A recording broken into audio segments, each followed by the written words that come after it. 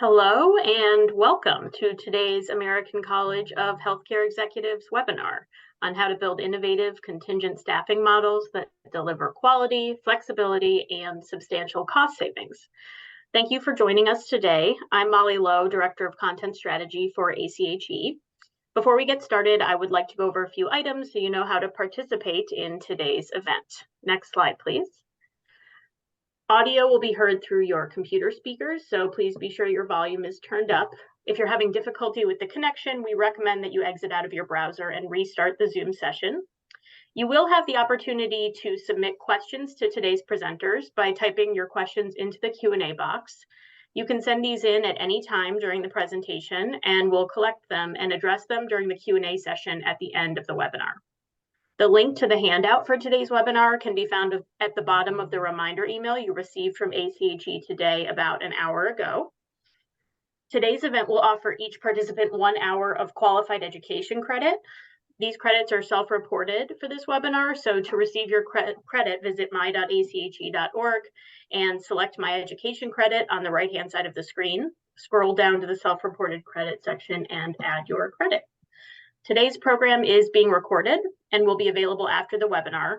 Each of you will receive a follow-up email from ACHE tomorrow with the link to the webinar recording, as well as the handout again that I previously mentioned. It will also include a link to an evaluation form. We greatly value your feedback and hope you'll take a few minutes to give us your input on this webinar. Next slide, please. ACHE would like to take a minute to recognize all of our 2023 Premier Corporate Partners for their continued support of ACHE. These organizations play a vital role in supporting ACHE's vision and mission to advance our members and healthcare leadership excellence. You can find more resources provided by our partners within the corporate partner section of ache.org. Next slide. It is now my pleasure to hand things over to Jonathan Ward, President of HWL, to begin our program for today. Good morning, everybody. I'm going to start with just laying out some of the learning objectives of today's webinar. First, we hope that everybody will gain insight into how they can create their own branded internal agency to help reduce contingent labor staffing costs within their organizations, how they'll be able to use market intelligence and data in order to price these types of services effectively, and how they can learn to leverage technology to manage all the processes involved in contingent labor management, including screening, onboarding, all the way through to invoicing and reporting. With that, our agenda is, we've covered number one, our welcome and overview. We'll get into the innovative contingent staffing models that we have been working with organizations across the country on. Our team from Lee Health will talk about their own results and case study, and then we'll open up the floor to questions for all of you. My name is Jonathan Ward. As I said, I have been in the workforce management side of healthcare staffing for 30 years now. And I'm one of the co-founders of Healthcare Workforce Logistics, a Jackson healthcare company, which is focused on developing innovative solutions for our healthcare organizations and employers to reduce their contingent labor costs and stand up their own programs to support their permanent staffing models. With that, I'll hand it off to Mike. Thanks, Jonathan. Hi, I'm Mike Wokich, the Chief People Officer of Lee Health. Been with Lee about 5 years and in HR for about 30, a little over half of which in healthcare and the other half outside of healthcare in different industries. Christy. Hi, I'm Christy McMillan. I'm the System Director, Resource Management at Lee Health. I've been in healthcare about 18 years. Prior to that, had a background in finance and quality. I currently lead our Staffing Resource Center, which is our internal float pool. And also we centralize all the requests in the intake for contingent labor for most of our nursing units and some of our ancillary departments. And I work with nursing on anything related to FTE planning, budgeting, that sort of thing. And excellent. I'm Neil Fox, president of SBC Advisors, a human capital and HR advisory firm. Been in healthcare in both operations and advisory capacities for the last couple decades. So Healthcare Workforce Logistics was founded to be by industry leaders such as myself and a team of dedicated professionals who have been working in workforce management solutions for more than 20 years.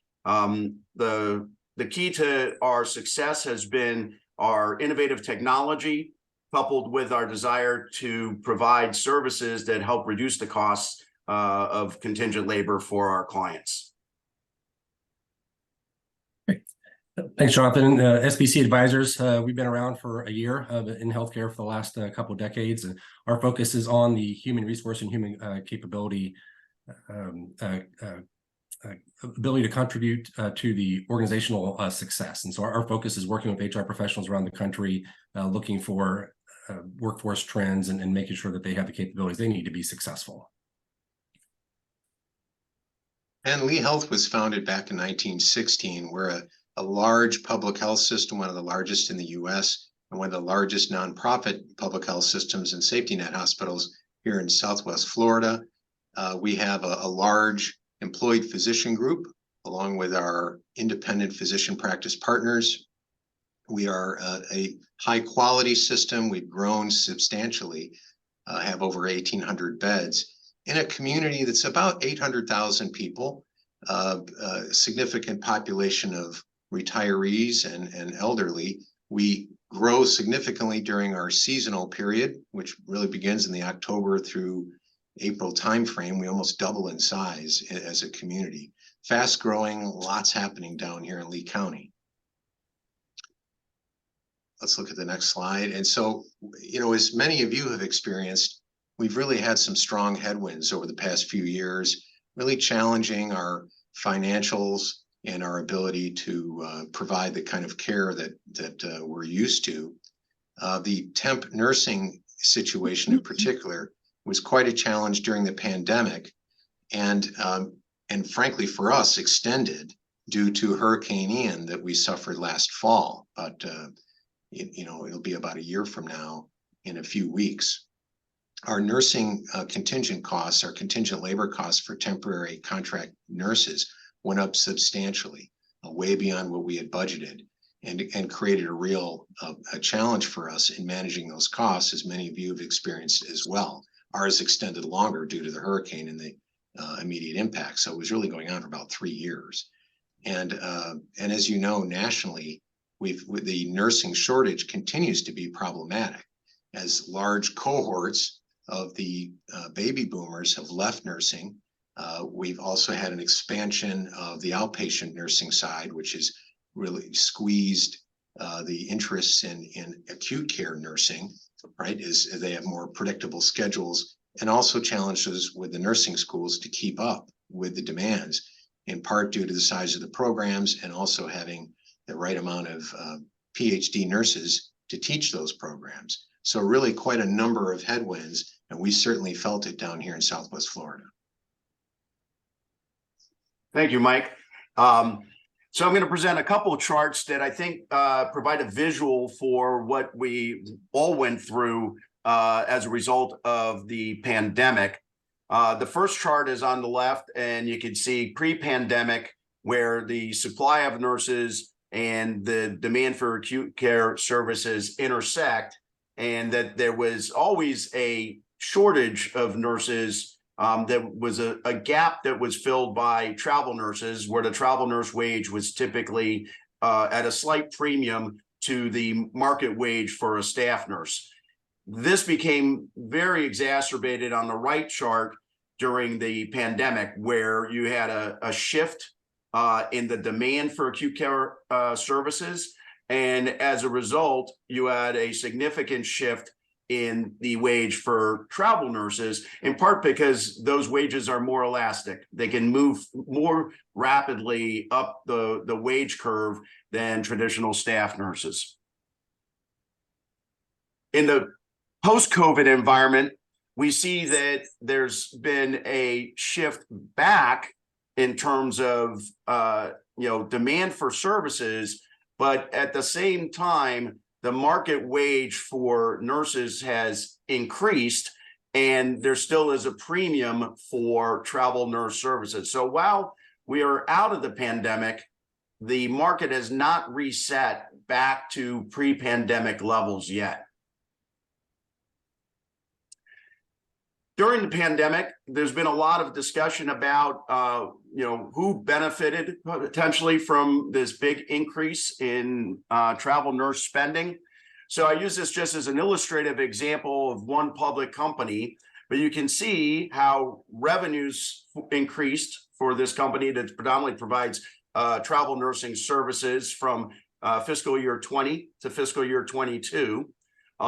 How gross profit margins remained relatively stable at around north of 32% throughout the pandemic. But what happened was, because of that large increase in volume and that maintenance of those margins, you can see that the profitability of companies in this sector did increase significantly at the EBITDA line. The gap between permanent hires and openings continues to suggest that there's permanent hire difficulty. And I think Mike talked about all of the factors that are creating this gap between openings in healthcare and hires in healthcare. It's been narrowing slightly from the COVID peak.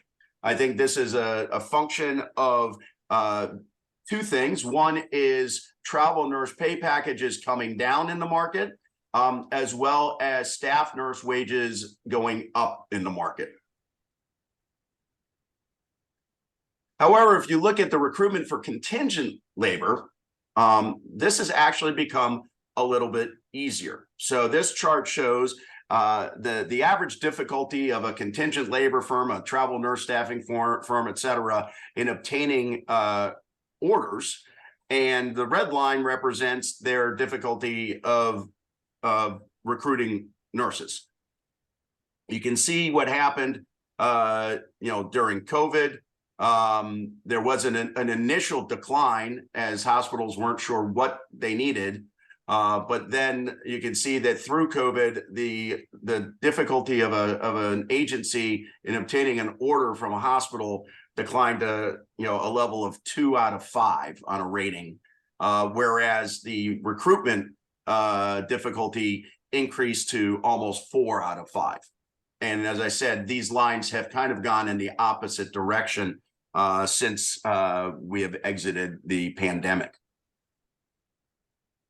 One of the key things that occurred in the pandemic, and it probably was a shift a little bit before that, but it's really the way in which nurses and other healthcare professionals look for job opportunities. This is true from a permanent standpoint, but it is significantly true in the contingent labor market. So during the pandemic, there were so many jobs that agencies had to fill that basically these jobs were proliferated onto the internet on various job boards and other places. And so nurses really turned to being self-service and finding these jobs themselves, and then contacting the agency about the opportunity of where they wanted to go. And this is shown in the data from staffing industry analysts, where 43% of nurses saw their job through a recommendation from a friend or a colleague, 23% from an internet or social media search, and really only 16% were contacted by an agency. So the important thing about this is that value that staffing agencies used to bring to healthcare organizations has diminished from the perspective of actually sourcing those candidates. Hey, Jonathan, can I add one point? Yes. That which is, because there's so much word of mouth, that you get a little bit of shrinkage in your own organization, it can catch like wildfire, right? You lose a couple people and they pull other people to a traveling contract. Right. And that was particularly challenging during COVID, when pay rates were very attractive for those nurses. One such site that nurses typically go to is a site called Wanderly. They are an aggregator of jobs from staffing agencies. So nurses know they can go to a site like that and basically see all of the opportunities that are out there in the marketplace and filter them by either geography or by highest pay or by facility size, et cetera. So what we have offered clients over the last couple of years is the ability to build their own hospital-based travel staffing program, which we kind of refer to as a private label program. The goals of this program are, first, to reduce costs for the organization. The second, to reduce the burden of time and energy that goes into managing the contract labor. Third is to provide visibility to what is actually happening in the contingent labor market and how that market operates. This is for 30 years that I've been in the industry. This has been kind of the behind the kimono information that hospitals were not really privy to when they were engaging in contracts with staffing agencies. And then the last is to really expand reporting and data and information so that hospitals can optimize their utilization of contingent labor, understanding exactly where their costs are, what their trends are, what their performance is, also from a quality standpoint. So what the private label model does to address each of these objectives is, first of all, it operates on what we would call a fixed gross profit margin with an employer of record. And that means that we enable the hospital to determine what the wages are that the contingent labor nurse or other healthcare professional will get paid. And then based on that, we have a fixed markup that then determines the market price for that particular candidate.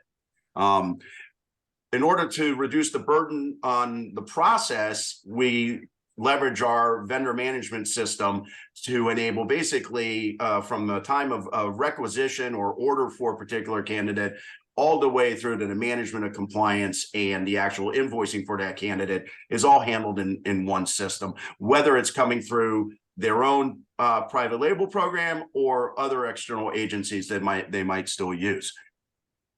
The key, or I'll call secret sauce, really is being able to give the members real-time visibility into what the pay package is for these nurses. And it's not, and I'll get into more detail on that, but this is really the opportunity that has been non-existent in the past for hospitals and other healthcare employers. And then lastly, obviously utilizing all of these statistics that we can gather through the technology platform. So here is an example, and it's nice because you really do get a sense kind of back historically. This shows market rates for ICU nurses across the country, going back to pre-COVID levels, all the way through to May of this year. And you can see how there's you know, an obvious trend line. These pay rates were relatively flat for a period of time, and then obviously COVID hit. And that's where you see the first major spike up in pay rates that were used to attract nurses to fill COVID positions. Then the COVID cycle declined, then it came back. So you can kind of see wave 1, wave 2, wave 3, and wave 4 of COVID in this data. What's also important in this data, and we'll talk about why that's important from a private label model standpoint, is the fact that there is a variation in pay. And this occurs in each market. But you can see that, for example, in the last 10 days, the average pay rate for an ICU nurse was $65 an hour. And that's an all-inclusive pay rate, including their meals and travel and lodging, et cetera.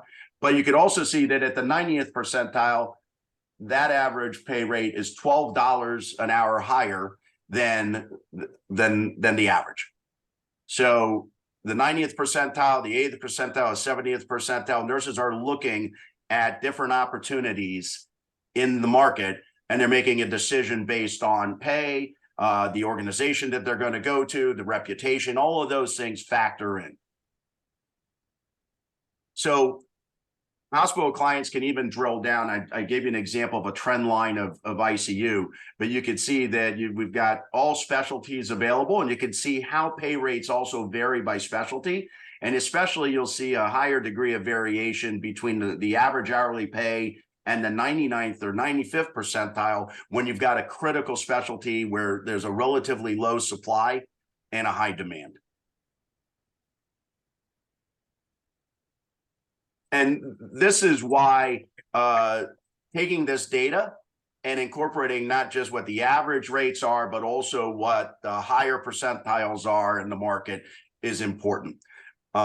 This data reflects the activity of particular jobs that are in particular percentile pay ranges. So you can see from this, just as an example, that a job in the 90th percentile had 5,500 interactions, while a job in the 80th to 90th percentile had just over 2,000 interactions. So that's a 2x interaction. And then if you get down to the average, which would be that 50th to 60th percentile, you're getting 500 interactions for that particular job. So there's a 10x difference between a job that is posted at the average pay rate in a market versus the job that is posted at the 90th percentile in the market. And so we utilize this data to help clients understand where they need to be competitive for every job that they're going to be posting into the contingent labor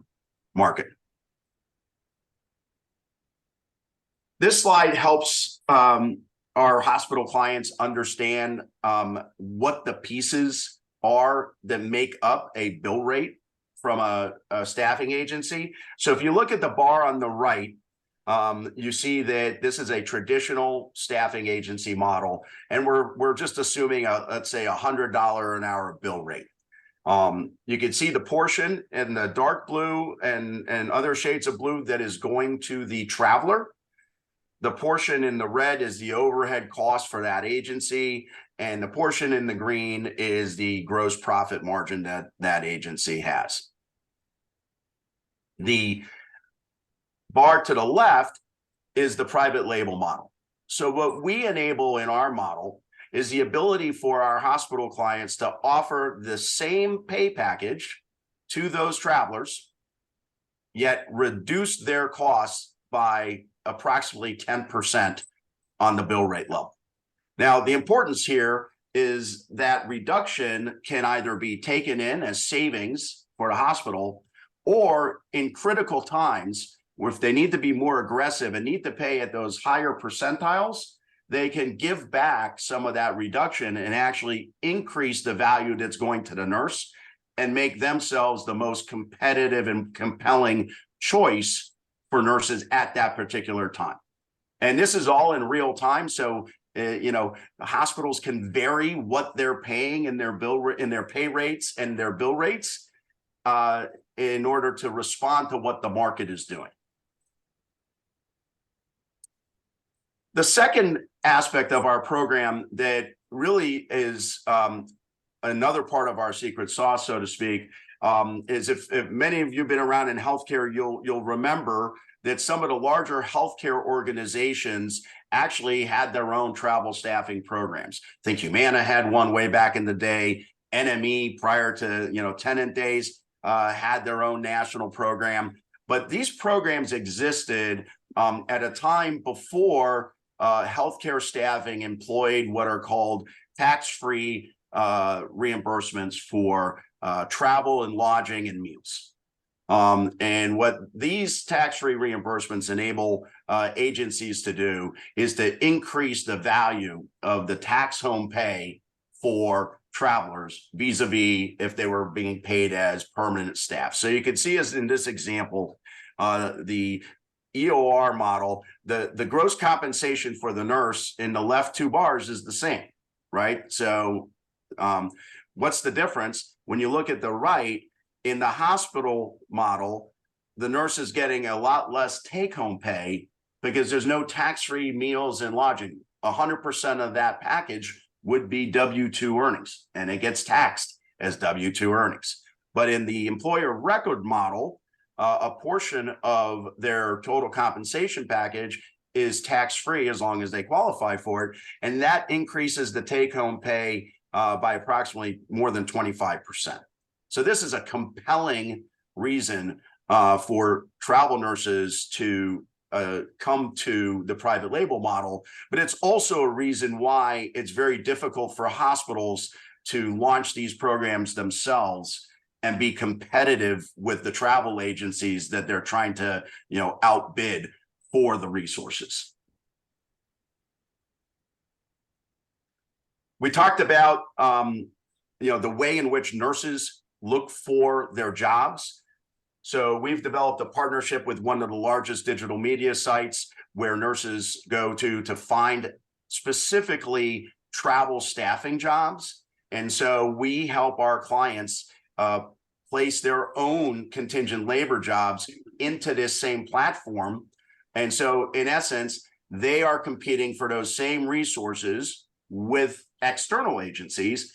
But as we noted, they have the opportunity to essentially outbid those agencies in every market for those resources. So as an example, when you see a job on the marketplace and it says direct contract, like the job up at the top, that means that that particular healthcare organization actually has a private label program. The other benefit of the private label program, as you notice, is the jobs are posted as the facility.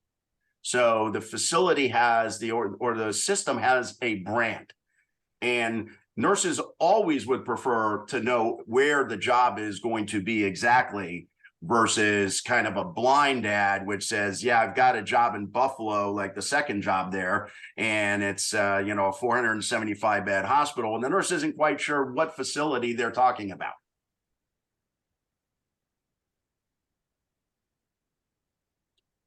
So when we create a private label model for healthcare organizations, there are two components. The private label component is the in-house agency that we talked about, and we call that a tier 0. It's client branded. We're doing everything that I've just talked about. We're utilizing an employer of record to actually employ the staff, so the hospital doesn't have to worry about any of those elements. We have a fixed markup. But the key is that the hospital essentially gives those jobs to its internal agency first. And that gives them the opportunity to fill those jobs at the lowest available cost. If nurses are not available to fill all the jobs through their own internal agency, then through our program, we can manage all of the external vendors and seamlessly distribute those jobs that have not been filled by tier 0 to the external market. But a key here is because the hospital is participating as a competitor in that market, it is effectively setting the price for the market.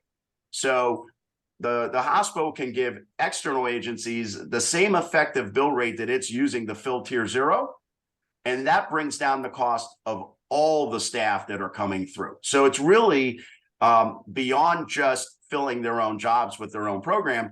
It's a hammer that can drive down costs across the market for all their services. This is the landing page that was designed for Lee Health. So I think with this, I'll hand it off to you, Christy. Okay, thank you very much. As Jonathan said, this is our landing page for what we call Travel Lee Health Staffing. It is our branded page for anyone interested in traveler assignments to look at and see what we have available. As Jonathan mentioned, it is branded, and it also lets you know where some of our assignments are, and you can see that at the bottom. We do have 4 adult acute care campuses. We also have a children's hospital on one of those campuses and a rehab hospital. So there could be multiple places where you're placed as you come in as a traveler, and this gives them kind of an idea of where that could be. So to give you an idea of how we got to where we are, I'd like to share on the next page kind of a real brief timeline. So Lee Health has had a staffing office, what we call the Staffing Resource Center, for about 20 years. It was decentralized when it was first put into place. We realized pretty quickly that a centralized office would be better for gaining efficiencies because we're all located in Lee County and the farthest distance is about 15 miles between the campuses. So it really lended itself to a system-wide float pool. And then going along our timeline, in about 2011, we decided to create a seasonal pool, which would help us to offset some of the need for contingent labor. So we hire people to come down for season, which was mentioned usually about October through, say, April or May, and then they're available to go elsewhere. And then in 2012, in a partnership with HR, because our staffing office is really under the Department of Nursing, we partnered to move to an MSP model to manage our contract labor at the same time the SRC was managing the seasonal pool. So that was kind of our contingent labor components. And that worked really well for us for about 8 years or so. And then the pandemic hit and our needs changed just like everybody else's. And so at the same time, we were also expanding one of our campuses. And so we had a workforce planning document in place and we knew the staffing we needed, but we needed that staff, we needed the pandemic, and we realized some of our strategies needed to change. So in January, February of last year, we did redesign some of our float pool programs. And we also shifted from what we were calling our seasonal plan to high demand. And so we recognized that depending on what was happening to our health system, we may need contingent labor for more than just our seasonal months. And so that's why we were shifting towards a term of high demand, because that could be any time of the year. And then as we started coming out of the pandemic, as well as everybody else's, some of the rates started to decline. And then we were also hit with Hurricane Ian in September of last year. And so what happened in the months after that is we had staff that were not able to work. And we also had a lack of housing for anybody coming into the area to work contingent for us. And so our need for supplemental labor and some of the rates stayed high for us, even though other systems might have been coming out of the pandemic. And through all of that, we also had in the back of our mind that we would like a little bit more insight into the market intelligence, into the rates, a little bit more technology based on our managing of the contract labor. And so myself and Neil and a third person from one of our HR partners, we led the team to identify the potential MSP partners that would give us the technology and some of that market intelligence that we were really looking for. And we finalized that process in about February of this year and signed with HWL in March. And we went live in April, and that's when we also launched our private label, Travel-Lee. And in mid-April, we really saw for the first time our ability to lower rates based on the market intelligence. Next slide, please. This just goes back again to show you the traveler request trend, and many of you are familiar with this kind of a trend. This is travelers only, nursing only, and we do have travelers for other ancillary support departments. But this was something we had been tracking back to 1999, as a matter of fact. So you can see we had very low travelers for most of the last 2 decades. Then you see the pandemic come into play, and then you also see our hurricane situation last year, and then into the beginning of our fiscal year 23. And we just had the general market conditions, and the hurricane pushed us to have just historic needs that we just never had in the past in the Southwest Florida market. And so we felt we needed to enhance our capabilities and our partnership with an MSP that could give us some more of the insight that we needed to bring into our overall workforce plan. Next slide, please. So this will show we were able to insightfully and scientifically manage the market bill rates, since we have the ability to look at this information in the market intelligence. So you'll see in December 2022, we had, set our rates. Some of that was in response to the remainder of the hurricane issues we had. By January, we were able to reduce it by about 12.5%. And then again in February by 14.3%. And then over the course of the couple months after that, when we signed with HWL and we were able to look at market rates, and those rates we can see in our local market, we can see Florida in total, you can see the nation, we were able to set those rates again, another 10% below where we were. And so combined with other strategies, other workforce management strategies, this has really helped us to reduce our agency utilization and costs, and it has not sacrificed the quality of the staff at this point at all. Next slide, please. Christy, on that one, I might jump in and just add to the context of that. You know, back in December, because of all the market conditions, especially with what you guys were dealing with there in Southwest Florida, you guys were actually under pressure to increase those rates in December. And so through this exercise and through this partnership and through these capabilities, you guys were able to achieve those results. And to Christy's point, we'll see here in a little bit, the quality indicators as we've gone through the transition have not suffered. And some of that is due to terrific vendor partners that have continued to be partners, you know, regardless of the MSP relationship. But then part of it too is the ability to just aggressively manage those market bill rates.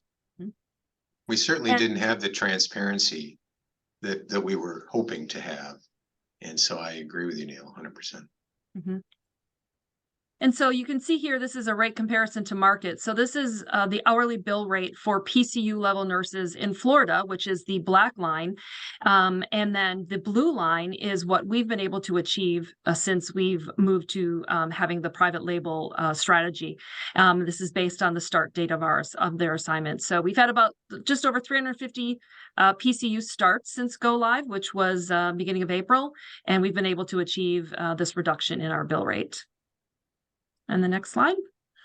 And as Neil was mentioning, you know, we have maintained the majority of our agency partners with HWL. This is just a graph of the top 25 suppliers that we have.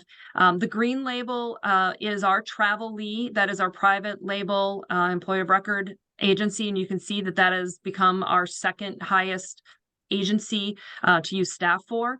And so, you know, HWL was able to bring all of these vendor panels on. And so we had continuity of staffing, and we were able to increase the competition and help drive down the bill rates, but we've had no additional administrative burden to do that. Next slide, please. And this is just another graph indicating our private label program savings. You'll see the specialties on the side there of where we've been able to achieve some of the savings, PCU, MedSurg Tele into the OR, and just the progression of where we've been able to see the savings. You know, obviously at the beginning of the program, April into May, the amount is a little bit, you know, you can indicate that on the left, and it flows through until the projection for September, which is in the last bar. So again, being able to achieve the savings without a degradation of the quality of the staff, and we've been able to build a great partnership with HWL to be able to see market intelligence transparently, and you know, not have an additional administrative burden to any of this. And I think, Neil, I turn it over to you. Absolutely. So some of the key metrics here that we're very cognizant of, as obviously going into an exercise like this, there's a lot of skepticism and concern about the quality, you know, with such a focus on the financial piece of this. And that's where Christy and team we're absolutely terrific in making sure that the quality did not degrade, you know, in terms of the contracting approaches and the strategies and the requirements of the staff, and with the technology that was brought to bear, just to ensure the compliance was one, met. But then two, that we could process it, particularly given the increase in utilization in recent years that Lee Health participated in.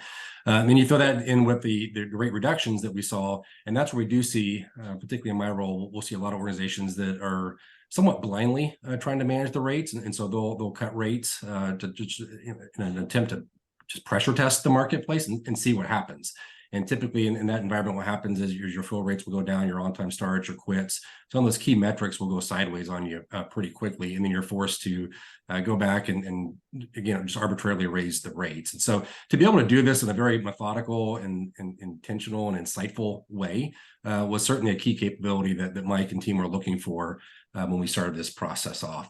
And so on the next slide, what all of this has been able to help us achieve is one, this broad-based contracting strategy. So again, we were able to maintain and even leverage some of our existing relationships with staffing agencies and see them as key strategic partners in partnership with this private label piece of it. And those two things, again, allow us to get some very favorable contract terms baked in, allowed for increased competition. So we had multiple ways to, again, kind of validate the actual market rates and who was able to deliver for us. And then the access to the market trend cost data. Again, this wasn't just bill rate data. This was actual nurse and healthcare practitioner take-home pay. And as Jonathan outlined, that just looks fundamentally different than what a lot of health systems compensation models are set up to accommodate. And so having that insight and understanding kind of how a different industry works, particularly when you're in partial competition for those same resources, has been invaluable for us to just have access to that and, again, make more informed decisions. And the overall result of that was a substantial reduction in our contract labor. So some of that was market driven. A lot of that was some of the other internal initiatives that Christy alluded to that Lee Health worked on, but a lot of it was the ability to manage the rates from a global perspective. And then, of course, with the technology, the improved workflows, again, just to be able to handle the volume of activity. So to ensure the compliance and have all the records and tracking and the onboarding and everything that goes into a contingent workforce, being able to manage that through technology in a much more efficient and proficient way was a terrific result. And so how we got there on the final slide here, the keys to success is one, it started with awareness and just knowing that this solution exists, that it was able to add to a very long tradition of advanced workforce practices that Lee Health had been deploying for decades. And then having an overall workforce plan, again, understanding the implications of the market conditions that it had on how Lee was approaching the workforce, how they needed to be able to attract and recruit a variety of different employment models for the staff that they needed. And then, working internally with the leadership and having the vision and the commitment to make this work. We worked across nursing, with HR, with legal, with purchasing, all throughout the organization to ensure that we were in compliance with regulatory issues and specific cultural desires. And so to be able to pull that off across a multiple team over a 3 or 4 month period, again, was really a testament to just, one, the focus and importance that this was to Lee Health, but two, their ability to execute this. And then the final piece I would say is that this wasn't seen as an initiative or a project. I mean, this is an ongoing part of a sustained workforce strategy. And so to be able to continue to focus on this and understand where and how it fits into both the short-term and long-term goals and objectives that Lee Health is working on is really key. So again, it's not just the quarterly project that we have to go and try to reduce the rates on, but it really is understanding how this capability enhances our ability to meet the staffing needs that Lee Health needs. And with that, I believe, Jonathan, you have the final say. Yes, I want to thank everybody for attending our presentation here, and we're going to open up the Q&A section that'll take us to the top of the hour. These are just a list of some of the healthcare organizations that have deployed the private label model to date, and we expect it to be something that more and more healthcare organizations look for to solve their contingent labor problems. Great. Well, thank you for all of that wonderful information. As you'll see, we'll get through as many questions as we can, but there's contact information here on the slide if you want to reach out, or if you didn't get your question answered or you want more information. So the first question is, from some of the data and graphs you showed early on, does the increase in travel nurse quantity of demand during COVID mirror the increase in inpatient days in hospitals in the US? So I'm not sure if we have that info or if anyone has any insight into that. Yes, absolutely. And there was actually an article that was published, and Molly, I can share it to you. It was published in the New England Journal of Medicine, which actually tracks COVID incidents and what was happening in the travel nurse space. Great. That's great. We saw it locally as well, just to confirm. Yep. Got it. This question is about, kind of the intersection of how a private label model could potentially work in a heavily unionized environment, for example. Have you navigated that? Have you seen that? Yes, so we actually have had programs in a union environment, as well as helping organizations deploy internal resource pools with their own IRP in union environments. So I think that actually the employer of record model makes it possible. Whereas if the hospital was employing the nurses themselves, it would be much more challenging in the union environment. But, happy to follow up with anyone who has, some specific questions. You can send me an email and I can give you more detail. That makes sense. Can you talk a little bit about the intersection of patient satisfaction with a private label strategy? Does it improve that? Is it stable? Have you tracked that information? So Christy, I'll let you maybe or Mike address that one. I guess I can say that we haven't tracked specifically patient satisfaction since the implementation of the private label, but I have not seen any evidence that it has negatively impacted it in any way. Mike, unless you've seen something different? Well, no, our patient satisfaction is relatively stable. So we have not seen a change. What we do know is that the travel nurses that come to our Lee Health facilities, for the most part, are very pleased with what they see. We have a good reputation in that market, and that helps us in our private label as well. Mm-hmm. Absolutely. Are you able to see the similar savings to what you showed for RNs in specialty areas like outpatient oncology or infusion services? Yes, we've been able to the market intelligence application that we can use has a wide variety of specialties, departments. You can drill it down very detailed in there, and so anytime we're trying to set a rate, we look at that to try and drive the rate down. To a level that we feel comfortable with based on the the percentages that we want to be in relation to average. So yes, we've been able to see specialty areas go down, as well as your med surg or your PCU RNs. There's other places in there we've seen the reduction as well. Great. Sort of building on that, has this model been expanded at all to non-nursing staffing needs like pharmacy, imaging, physical therapy?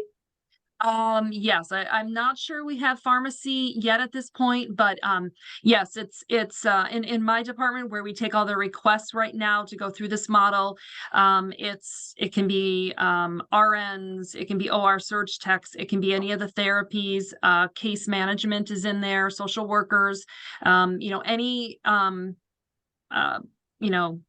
any type of contract labor that is within that model can be seen within the market intelligence that we see. Wonderful. Sometimes the biggest challenge is the internal change management that comes along with it. True. And we've worked that pretty hard, and Christy and her team have been excellent.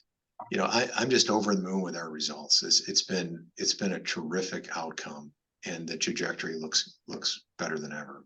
Yeah. The good thing is we do, if we have some hesitation in wanting to change the rates in a particular area because, we haven't been privy to the knowledge or we haven't been able to see the data in the past, we're able to show data. And I said, you can do it at a national level, you can do it at a regional level, you can do it at the state level to say, this is what we're seeing. Let's give this a shot. And you have the ability to make the changes to the rates. Often our practice is monthly unless something else comes up in between. And then my team goes in and takes a look at the rates to make sure that we're in line. And then also having the conversation with our relationship partners at HWL to make sure that, we're setting things appropriately. Mm-hmm. What about other ancillary services like the clinical lab? We do have the lab running through this program as well. Yes. Great. Can you talk a little bit? Go ahead. Sorry. That's right. I was going to add the one thing. I mean, as Chrissy's talking about their ability to manage a variety of positions and roles through this and all in nearly real time data, it comes back to the technology and the partnership to be able to manage that. Prior to that, it was a pretty much a one size fits all. We adjusted the rates maybe quarterly, I believe, Christy. And I guess without that insight, there just wasn't the ability to manage the rates in nearly as real time. And again, ensure compliance and everything else from the contractual terms that you're able to do now. So just your ability to manage this in more real time overall has vastly increased and has opened the door to additional savings opportunities with much more effective management. Absolutely. Great.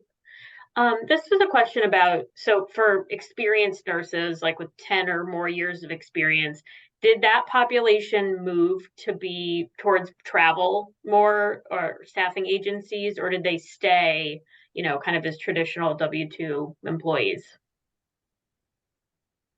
I'm not sure. Well, I'll just say, at least from the perspective that we saw over the last 3-4 years, it was kind of an equal opportunity. Mike, I don't know if you saw within Lee Health any different demographics of who was taking those travel positions, but I am not aware of that. It was a specific group that was leaving. It varied. It tended to, frankly, be more of a kind of social issue. Those that knew of people that did it tend to bring others along with them. We didn't see a particular pattern emerge per se. We do know that, this market is kind of an interesting market. It's not a large market. Our labor force participation rate is lower than other areas because of the population demographics. So the challenge, of course, when people were pulling people into traveling roles, it did tend to have a real challenging effect. Yeah, and I'll just add, in my 30 years in the travel nurse staffing industry, I think that COVID did create an environment which attracted a large population of nurses into the contingent labor sector who would not have otherwise gone into that sector, because you could see the wages for those nurses were, 4 to 5 times, higher, right? But as soon as they started to come back out of that, I think you're seeing, and I don't know if you're seing that, Mike, but kind of a return to the hospital employment model. Yes. Because the gain is not necessarily worth the headache now. No, you're right. And I participate in orientation, and I do a lot of welcome backs. So, and we're glad a lot of organizations have turned this very issue into a very targeted recruiting campaign as well, where they've stayed in touch with folks who have left and made sure that they are welcoming and that they are welcome back. And especially understanding that being a traveler isn't all about the money. I mean, you're going into different organizations, you're experiencing different cultures, you're seeing different leaders, you're on the road. It means something different. I mean, you're earning a lot of that money. And so to do that over a long period of time, again, it's very attractive to be able to come back home, if you will, to a stable environment. And so, yes, some of those spikes were caused by that, but at the same time, from a recruiting perspective, this has become a very targeted approach for many health systems to try to reconvert them. And that was part of the redesign we did for our float pool and our high demand program, was to, make those a little bit more attractive to those wanting to come back. And so that was part of, as we talked through the presentation, we had multiple strategies, and that was one of them as well. Got it. So building on that, what you said, Jonathan, around spikes in these staffing needs coming during COVID, and then, there's also other crises, right? Hurricane Ian, et cetera, when this is needed. Do you have any tips for sort of preparing for these crises staffing wise, so the impact is not as strong when it occurs? Yeah, I mean, I think some of the pieces are out of the hands of healthcare organizations specifically, and probably are things that healthcare organizations can do with their state leaders, et cetera. I mean, eventually during COVID, after kind of started going, states kind of waived licensure, or, if you had a license in any state, you could work in that state. But, you know, if you were to think about it from the perspective of if somebody states did not move quickly enough or did not do those things, it really constrained the availability of resources for particular organizations, especially as like COVID kind of started to move around the country. And I would say the same thing is relatively true, you know, of trying to get hurricane respondents, you know, in an emergency, the ability to be able to bring in nurses from outside of that geographic market that's impacted by whatever event it is, whether it's a wildfire or a hurricane or, you know, or an earthquake, you name it. I think that, you know, the state governments really need to start to look at some sort of an emergency licensure provision that's easier to enact. Any other thoughts on that one? I do think just having access to data, being more agile, and having contingency plans. We've learned a lot over the past few years. And I think our internal team is, you know, they work really well together across departments. And I think we've really developed a much more keen awareness of the flow of talent. And then, you know, the other thing is don't be afraid to reach out and ask for help. To organizations and people, you know, I reached out to Neil and just said, you know, we need some help. We need an objective perspective, someone who can do really good analysis that understands these models and can help us find great partners. He served in that role, and we found a really great partner that we're just, you know, really thrilled with that relationship. So, you know, I hope that helps. I hope this has helped people today. So one final question, and maybe you could each kind of respond with a sentence or so on what you think about this. You know, you talked a little bit about the need for sort of change management and that internal work. You know, what are the best ways for sort of preparing your organization internally to embark on a strategy like this? What are some of your #1 tips or advice? I think, you know, Neil mentioned it when we were putting together the team to take a look at the technologies and the programs and, you know, the partners that were out there that we could choose from. We made sure to include a wide group of stakeholders. I know everybody talks about you need buy-in from your customers, but you really did in this case. So when it came time, you know, when we selected the vendor, we selected HWL, and then we got to the point where we were going go live, you know, I expanded that stakeholder list and did, you know, a couple of weekly emails prior to the go live and during the go live, just to make sure everybody understood, you know, this is why we picked the vendor. Everybody had their input on it, and, you know, it's going to go seamless. And it really did. So I think just making sure that group, you know, was comfortable with what the technology could provide us and understanding what the private label program was a big factor in having some of the hesitancy with lowering rates and going to a new partner was reduced a great deal. Wonderful. Any other thoughts on that sort of change management, getting ready to embark on this kind of a journey? Well, I think it's, you know, understand the data. In our case, you know, there was an urgency that came along with that.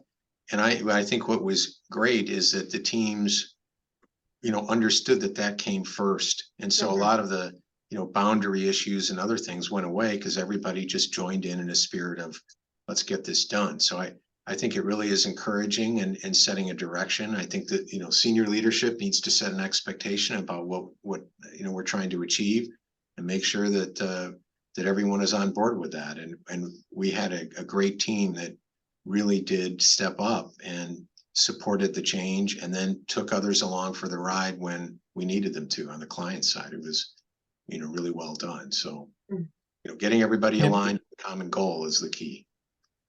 And then, Mike, I might add to the vision, you know, understanding what a program like this is and what it isn't. You know, it's not a silver bullet. It doesn't fix everything. And again, Mike and team had a variety of strategies already going, some on the more advanced side. And this fit in very nicely. It's very complementary of all the things that they were doing. So understanding that it's not a threat, it doesn't have to jeopardize other things, other initiatives that are underway. But I think it starts there, and understanding what it is, what it isn't, who the players are, what's available in the marketplace, and just the educational aspect of what's available to you as a health system. Because as Jonathan said, this capability did not exist 3 or 4 years ago, nor was it as big of a priority to have this insight as it is today. And so again, just staying up to speed on what's going on in the marketplace, who the players are, what the evolving trends and capabilities are, I think helps set in motion all the things that Mike and Christy were talking about. Wonderful. Well, we're coming to the top of the hour here, so I would love to thank our presenters for sharing their knowledge and expertise and insights today with us on this important topic, and also wish them well, as many of them are in Florida right now and navigating the hurricane. So please stay safe, and to anyone else in that situation, you as well. As a final reminder, watch out for the email tomorrow with the links to the session evaluation form handout and webinar recording. And thank you to each of you for attending, and to your organizations, and to you for what you do every day to provide quality healthcare to our communities across the nation.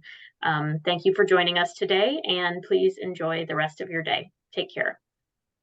Thank you very much. Thank you.